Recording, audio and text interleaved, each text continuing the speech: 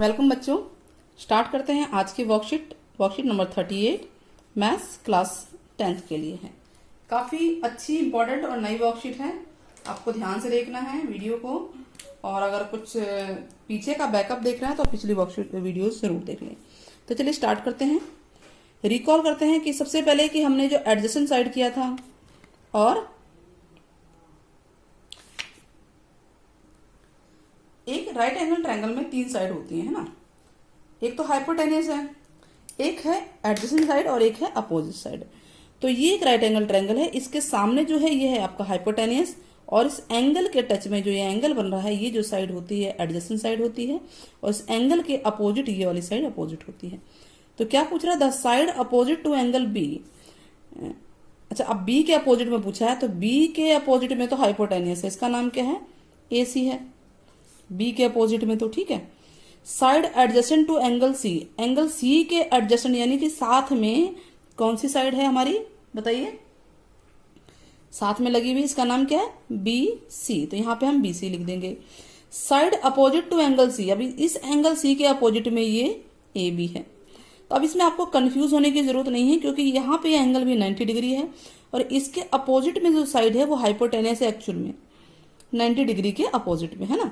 लेकिन जो हमारी एंगल जो सी है जिसके बेस पे हम क्वेश्चन करते हैं, इसके अपोजिट में साइड है आपका ये ए बी। क्लियर हो गया, ये सारा हम पहले कर चुके हैं। अब एग्जांपल्स देखिए, डेली लाइफ में जो है हमारे रियल लाइफ से जो एग्जांपल हैं राइट एंगल ट्रायंगल के हैं। देखिए जैसे लैडर है, लैडर दीवार पे ऐसी लगती है ना बच्चों, वॉल पे टेढ़ी होती है और ये 90 डिग्री का एंगल बनता है। ये देखिए राइट एंगल ट्रायंगल बन गया ना। ठीक वैसे ही आप ये देखें, ट्री है, ट्री का अगर हम ऐसे एंगल लाइन बनाएं सीधे और ये हो गया हाइपोटेन्यूस और इसको स्ट्रेट बेस को हम सीधा ऐसे कर दें तो ये राइट एंगल ट्रायंगल बन जाएगा।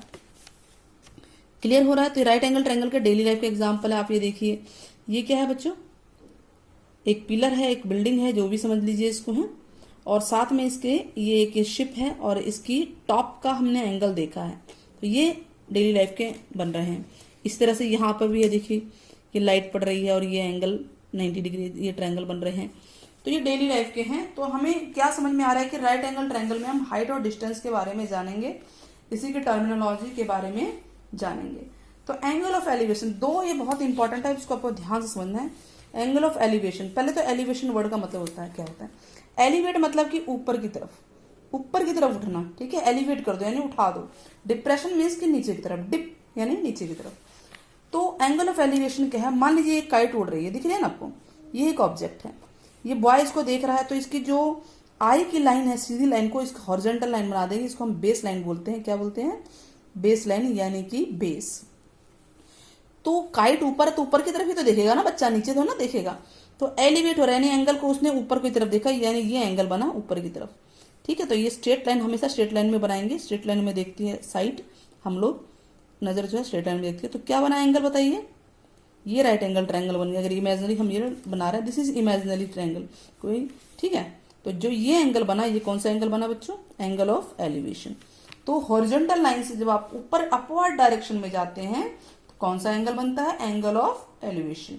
समझ में आ गया, एलिवेट किया है यानी बाहर ऊपर की तरफ देख रहे हैं। This is angle of elevation. ये जो है यहाँ लिखा हुआ भी है, इसको ध्यान से देख लेना है। तो इसका नाम, अगर आप ट्रायंगल का नाम दोगे ए सी बी, तो A C B is angle of elevation. Now angle of depression, when a person, depression यानी कि नीचे की तरफ। मान लो कोई नीचे की तरफ देख रहा है, मान लीजिए आप सीधे खड़े हैं, घर में खड़े हैं और नीचे कोई चीज पड़ी हुई है, फॉर एग्जाम्पल बॉल पड़ी है, तो आप नीचे ही तो देखेंगे, बॉल को ऊपर तो देखेंगे नहीं। फर्श पे नीचे पड़ी है ना, तो पहले तो आप अपनी आई लाइन का बिल्कुल सीधी लाइन बनाइए, सीधी लाइन बिल्कुल हॉरिजॉन्टल लाइन होगी, और उसके बाद नीचे की तरफ का लाइन बनाइए इमेजिनरी, तो वो कहलाता है एंगल ऑफ डिप्रेशन। तो ठीक वैसे ये है, देखिए ये टॉप है, कोई टावर है या कोई बिल्डिंग है, तो यहां से ये हॉरिजॉन्टल लाइन बनानी जरूरी है, चाहे आप ऊपर देखें चाहे नीचे देखें। तो यहां से यहां पे कोई खड़ा है और उसको गाड़ी को देख रहा है, या नहीं भी खड़ा तो भी यहां से गाड़ी का एंगल बनाना है। तो ये हॉरिजॉन्टल लाइन है और ये एंगल बना, डाउनवर्ड एंगल बन रहा है ना, डाउनवर्ड एंगल। तो this is called angle of depression. समझ में आया, हॉरिजॉन्टल लाइन दोनों सिचुएशन में बनेगी, चाहे ये हो चाहे ये हो। कई बार क्या होता है कि जो मैन है या ह्यूमन है उसको हाइट को 0 नल के टाइप के मान लेते हैं, पॉइंट मान लेते हैं उसको, तो हम ये सीधे जमीन से इसको ग्राउंड लेवल से कर देते हैं। और कई बार इसको दिया होता है, इसको भी हम बहुत डीपली पढ़ेंगे, इसके ऊपर जो है चैप्टर भी है उसको भी हम लोग करेंगे। तो चलिए ये दो समझ में आ गया, एलिवेशन एंड डिप्रेशन। ठीक है, इस सिचुएशन में एंगल नीचे की तरफ बन रहा है ये। ठीक है, तो हाइट एंड डिस्टेंस से रिलेटेड अगर क्वेश्चन करना है तो सबसे पहले आपको क्या ध्यान रखना है कि आपको अकॉर्डिंग टू क्वेश्चन फिगर बनानी है। क्या बनानी है? ड्रॉ करनी है फिगर। उसमें एंगल को मार्क करना है, पॉइंट को मार्क करना है, और तीन ही चीजें ध्यान रखनी है, साइन कॉस टेन। बाकी तीन की जरूरत ही नहीं है, जो बाकी तीन जो है ना trigonometry identities, sine cos tan के रेशियो में आप चेंज कर दीजिए और सवाल को सॉल्व कर दीजिए। तो फर्स्ट क्वेश्चन है write to difference between angle of elevation and depression. इसमें डिफरेंस बताना है बच्चों। तो डिफरेंस आपका जो है ये पॉइंट सारा ये हो जाएगा, ये और ये। क्वेश्चन नंबर 1 का आंसर है। आप डेफिनेशन लिख देंगे और डायग्राम बना देंगे, दो डिफरेंस बन गए, एक में डेफिनेशन एक में डायग्राम। तीसरा भी आप बनाना चाहे तो आप बताएंगे कि ये हॉरिजॉन्टल लाइन से ऊपर मेजर करते हैं, ऊपर देखते हैं, इसमें हॉरिजॉन्टल लाइन से नीचे देखते हैं। दो वर्ड का मीनिंग समझाना है डिफरेंस के बीच में, इसी में कंफ्यूजन होती है बच्चों को। क्लियर हो रहा है? Now name the angle formed by the, क्या कह रहा है, name the angle formed by the tower and ship as shown in image 3 of example. जो ये एग्जाम्पल हमारे पास थे इसमें इमेज 3 कहाँ है? ये है ना इमेज 3।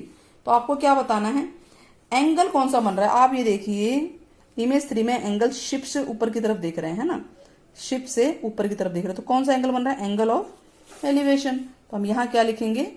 एंगल ऑफ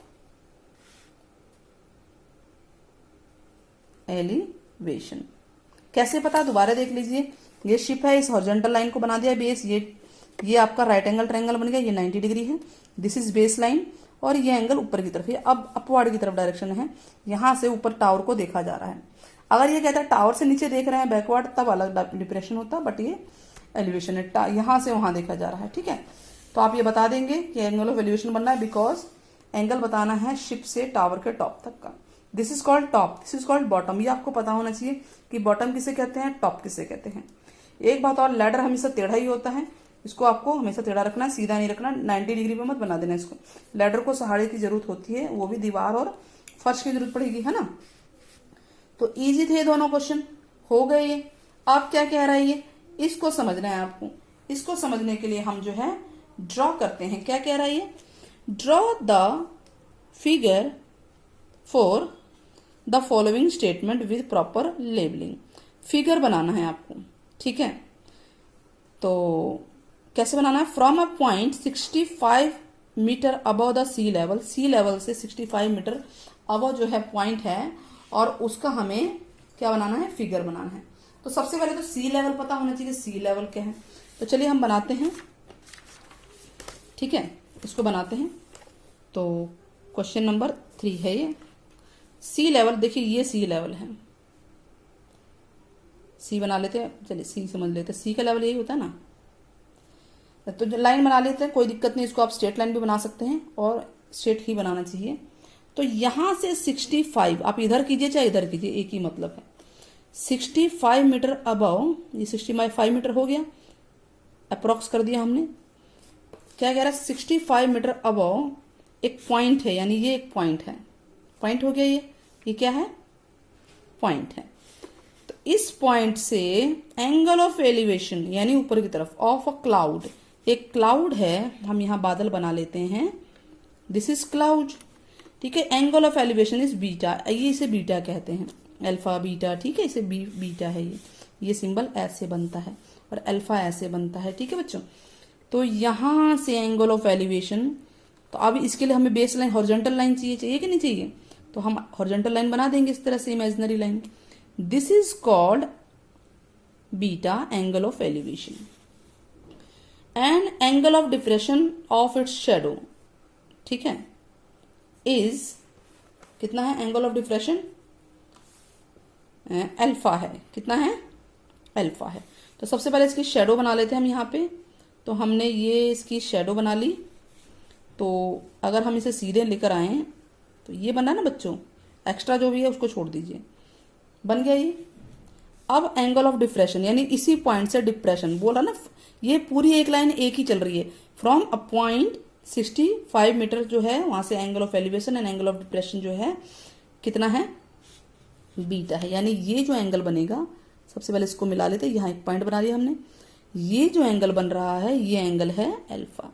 ध्यान से देखना है, ये वाला एंगल अल्फा है। क्लियर हो गया?